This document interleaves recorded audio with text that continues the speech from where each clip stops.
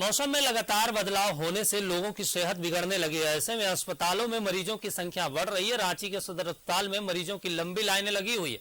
सबसे ज्यादा मरीज सर्दी, खांसी, जुकाम से पीड़ित है। चिकित्सकों का कहना है कि यह फ्लू के रूप में होता है।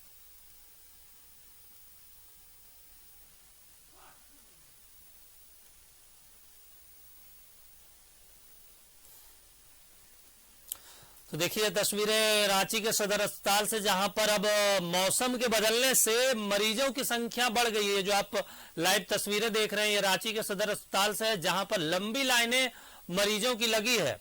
और इसके पीछे बताया जा रहा है कि बदलते मौसम का प्रकोप है, जिसकी वजह से लोगों में देखा जा रहा है कि खांसी, बुखार, सर्दी में बढ़ोतरी हुई, जिसके बाद सदर अस्पताल में भारी संख्या में लोग इलाज करवाने पहुंच रहे हैं। तो आप तस्वीरें देख रहे हैं रांची से, जहां पर लंबी लाइनें लगी है मरीजों की और वो इलाज करवाने के लिए पहुंच रहे हैं। और इसके पीछे कारण बताया जा रहा है कि मौसम बदलने के प्रकोप से मरीजों में सर्दी, खांसी, जुकाम की समस्याएं बढ़ती हुई दिख रही है।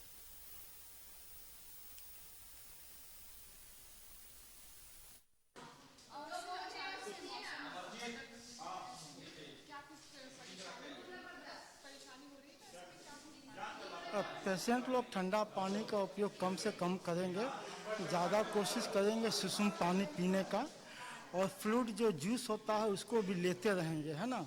ठीक है, भूखे पेट नहीं रहेंगे। और रात में चावल नहीं खाएंगे, चावल खाने से सर्दी होगा। नहाना होगा तो उनको 12 बजे से पहले ही नहा लेंगे।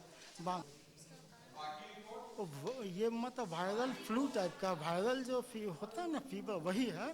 इस मतलब जिसको होगा 1 हफ्ता तक रहेगा, 1 हफ्ता 10 दिन के बाद अपने आप ठीक हो जाता है।